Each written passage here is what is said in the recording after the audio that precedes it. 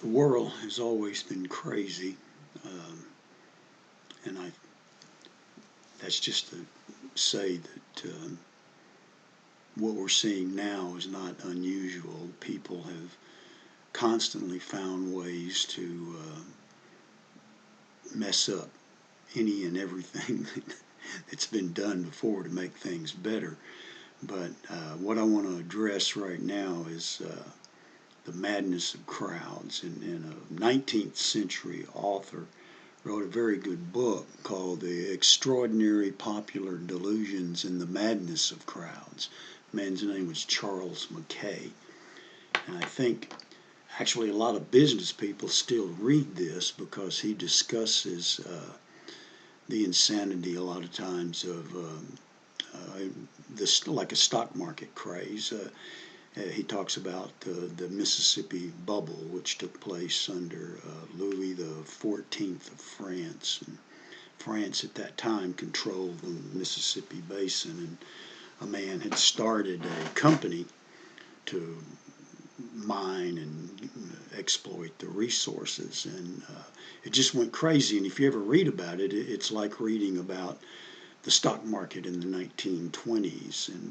And part of all of that is people are always searching for a way to be more important, bigger than they possibly are.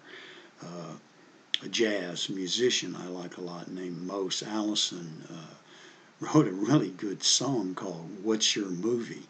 And he talks about how we project ourselves and try to be this or that, and that's part of the popularity of movie stars and whatnot, is we project ourselves into the parts that they play and try to make them the parts that they play. But read a couple of quotes. Men, it has well been said, think in herds. It will be seen that they go mad in herds, while they only recover their senses slowly, one by one. And another, in reading the history of nations, we find that, like individuals, they have their whims and their peculiarities, their seasons of excitement and recklessness.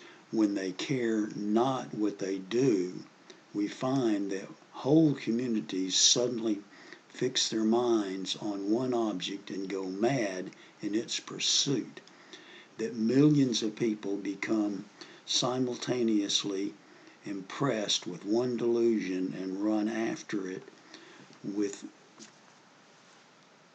their imagination and are caught up by some new folly more captivating than the first when that one runs out.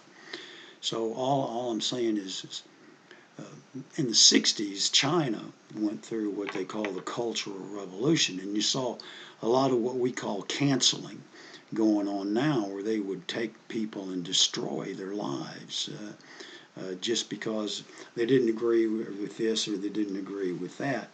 And a lot of this, again, comes from people are always searching to be part of something bigger than themselves, and to want to be.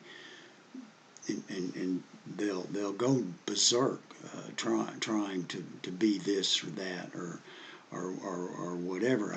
I'm a big fan of Western movies, and we don't make that many today, but in a lot of the films you'll see where there's a lynch mob, and they're going to take somebody out of jail by force or whatever and destroy them, and the hero talks them out of it. But usually he does that by one of two methods: by individualizing one person or two people, and they're the leaders, and threatening them with their lives, or he individualizes that person and makes them see that what they're trying to do they would not do if they were thinking for themselves.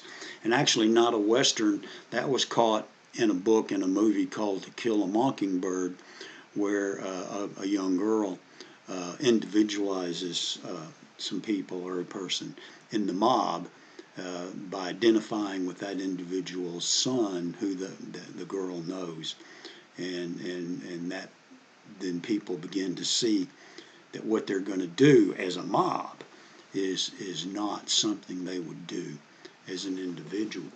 So I guess the purpose, when I originally started doing these, and I haven't done any for a while, I was going to talk about history and history of the country, and try to discuss why we're here or why we're there. And I want to continue to try to do that, but part of what we're going through, and we've been through it before, we're just not aware of it because we don't read anything anymore about the past, is not new, and it's not unusual. I mean, in the 1920s, we had the roaring 20s, and the stock market went insane, and you had people buying that didn't know anything about stock, and they were buying it like crazy to get rich, and to be bigger, to be better, and so forth and so on. And there's nothing wrong with being rich. I don't want to digress too much, which I have a habit of doing. But part of today, you need to get hold of yourselves. This whole thing, a mob is easier to assemble now because of what I'm doing right now. I mean, and I'm just as guilty as anybody. I have a YouTube channel. Nobody knows who the hell I am. And that's fine. I may be talking to a few people, and I'm an old guy, and I get to get this out of my system. But the thing is I've been here for a while, and I've seen a lot. I've learned a lot. I've made a lot of mistakes. And I'm just trying to pass some of this on.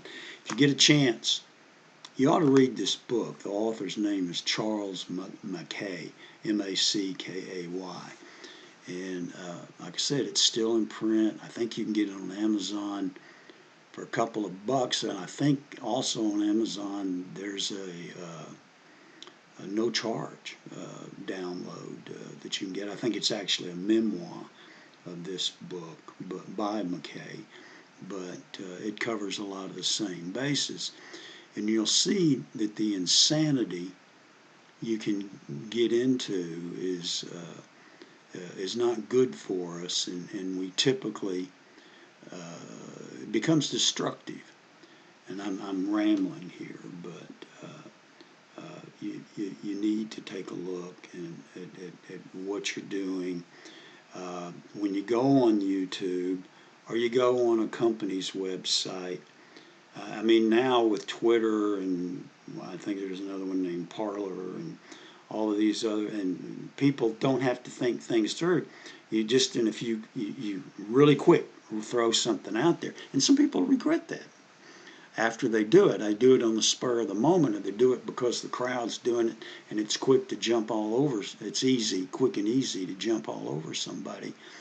And so you go after somebody because they don't agree with you or they disagree with you, and you want to destroy what they think.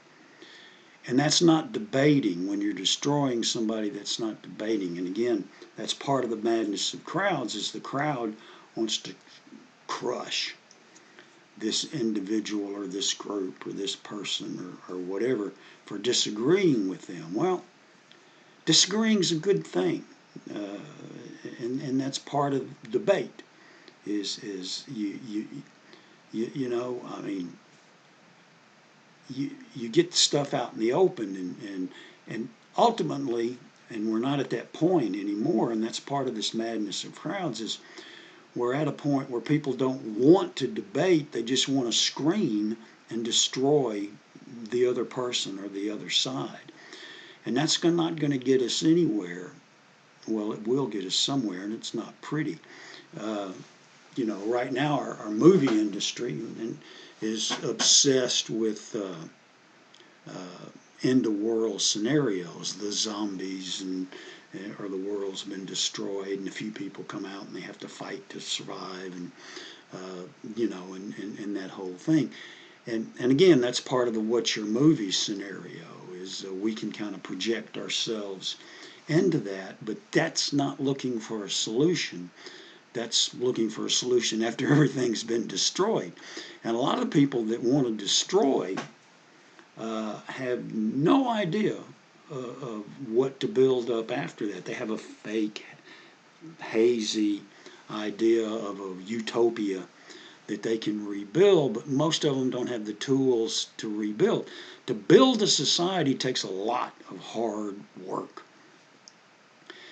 And a lot of us are not prepared anymore to do that hard work. The people that built this country woke up every day actually prepared to die, because they didn't know if they were going to make it through the end of the day or if they were going to wake up in the morning, and they did it.